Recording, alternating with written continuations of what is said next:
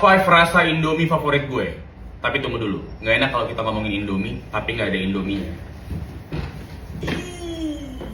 Ya, Sebagai Selamat datang di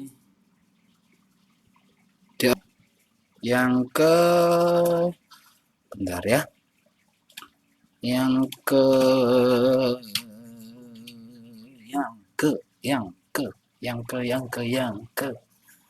yang ke 85.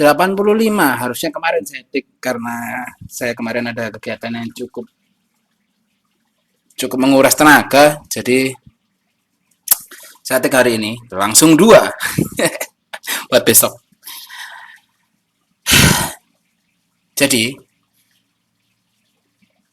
hari ini tuh aku mau ngomongin soal berkonten, membuat konten creator, everything you do.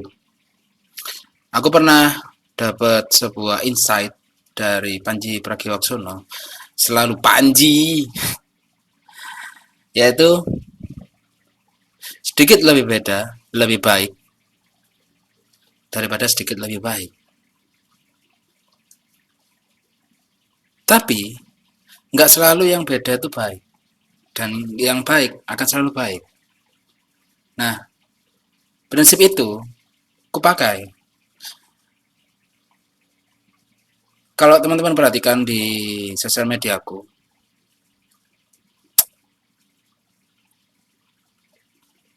mungkin di awal-awal short kalau nggak salah, di short ada kok.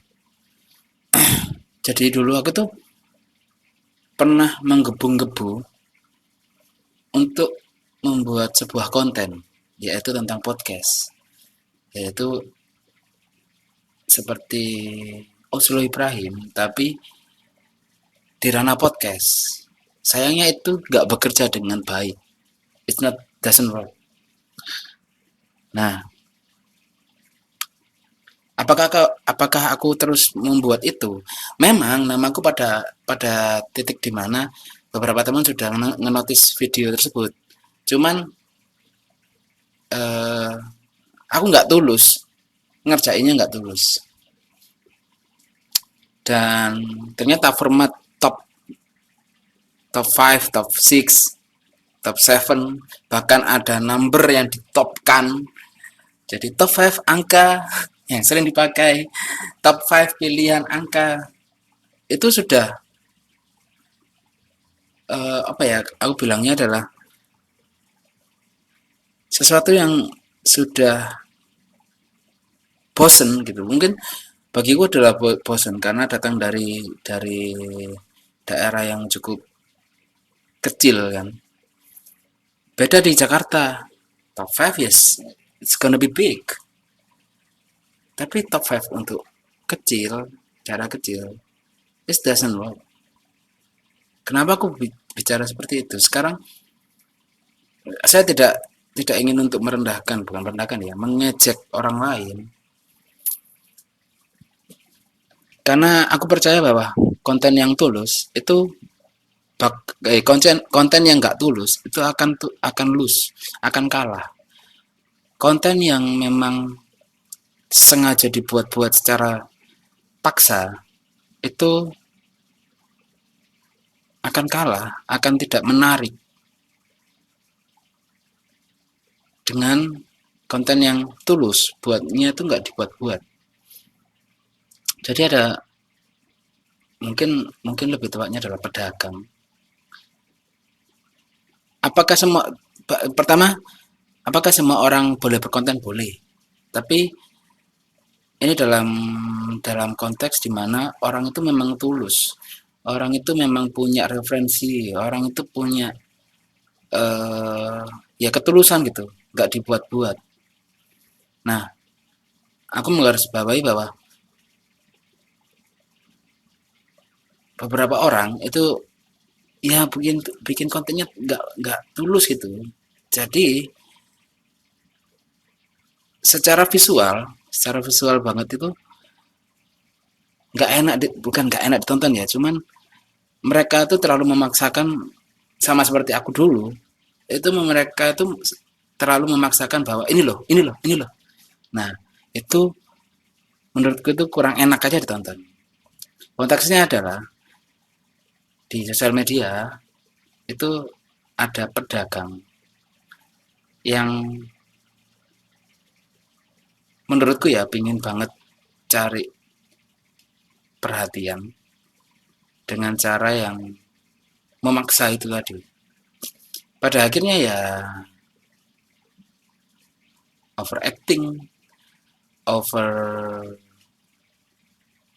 word, kalimatnya diulang-ulang, terus banyak gerakan-gerakan yang tidak penting. Kamera di depan ini,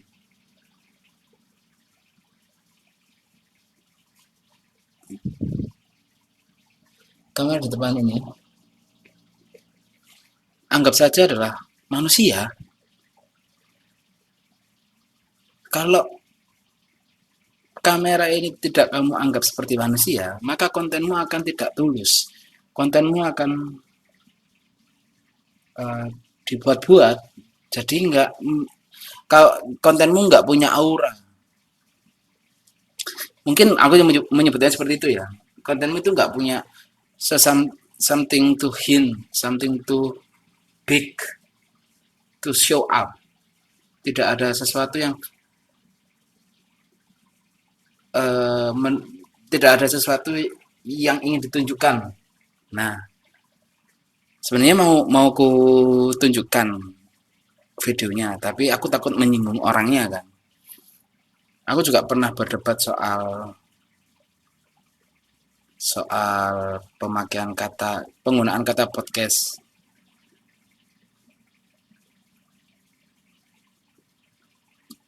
dengan kreator lain. Ya gitu, ya sama. Dia merasa benar untuk dirinya sendiri itu nggak masalah ya. Lebih baik saya mundur karena kepercayaannya dia seperti itu. Aku berdebat tentang, kalau nggak salah itu, dia meyakini kalau just two people talk itu adalah podcast. Nggak semua orang yang interviewer atau talk show itu podcast. Karena podcast sendiri lahir dari broadcast, audio konten, bukan video konten. Sayangnya karena ini audio konten sudah diperas, akhirnya jadi video konten. Nah, aku berdebat itu daripada aku cari masalah, lebih baik aku mundur. Pun dia punya kehidupan lain yang menurut dia lebih baik lah daripada hanya berdebat dengan saya. Itulah kenapa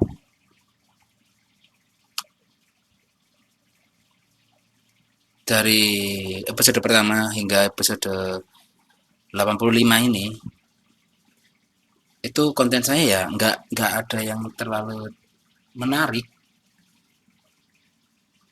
Karena aku ingin tulus saja berkonten, ngobrol seperti Panji Pragiwaksono, ya tulus saja ngobrol. Cuman di balik kamera nanti ya lain lagi ceritanya kan. Aku asumsikan bahwa, ini asumsi pribadi aja ya. Kalau misalkan teman-teman mau punya asumsi lain, silakan. Aku asumsikan bahwa teman-teman yang selalu mengulang kata-kata yang sama, lalu tidak banyak kata yang diucapkan, terus overacting, lalu ngotot. Jadi ada nada-nada suara yang didengar telinga itu berasa kayak ngotot gitu. Aku asumsikan bahwa teman-teman seperti itu kurang banyak baca literasi. Bagiku seperti itu ya, tapi nggak tahu lagi. Karena menurutku semakin sedikit apa yang dia baca, itu juga semakin sedikit kata yang ada di pikirannya. Banking katanya sedikit.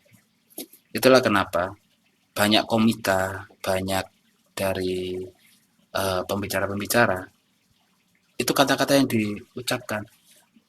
Pembicara, musisi, komika, puisi, apa namanya yang membaca puisi itu punya banking kata yang cukup banyak. Karena itu faktornya adalah membaca dulu. Aku tidak aku tidak menyalahkan kegiatan spiritual masing-masing, karena ada teman-teman yang memang kegiatan spiritualnya sehari-hari membaca panutan, buku buku pedoman yang bertahun-tahun, pada akhirnya tidak punya skill berbicara yang baik, tidak punya open minded yang baik. Pada akhirnya saat berkonten, ya yang dibicarakan itu saja. Sedangkan beda denganku dari awal sampai sekarang, yang dibicarakan banyak banget. Ya karena aku itu membuka segala ilmu pengetahuan yang kumiliki. Gitu aja. Itulah kenapa judul video ini, kalau nggak tulus, bakal lose. Itu konten. Jadi kalau teman-teman tulus untuk berkonten, maka akan menghasilkan fulus. Simple. Simple aja. Dan kalau bisa ya berbicara dengan halus ya. Jadi isinya loose semua. Gitu aja dari saya. Besok saya akan membahas soal seseorang. Salah satu panutan saya dalam hal public speaking, yaitu Ernest Prakasa. Banyak sekali cerita tentang Ernest Prakasa di hidup saya. Jadi terima kasih teman-teman sudah menonton video saya sekitar 15 menit. Nggak sampai 15 menit sih. Sampai jumpa di besok pagi jam 8. Bye-bye.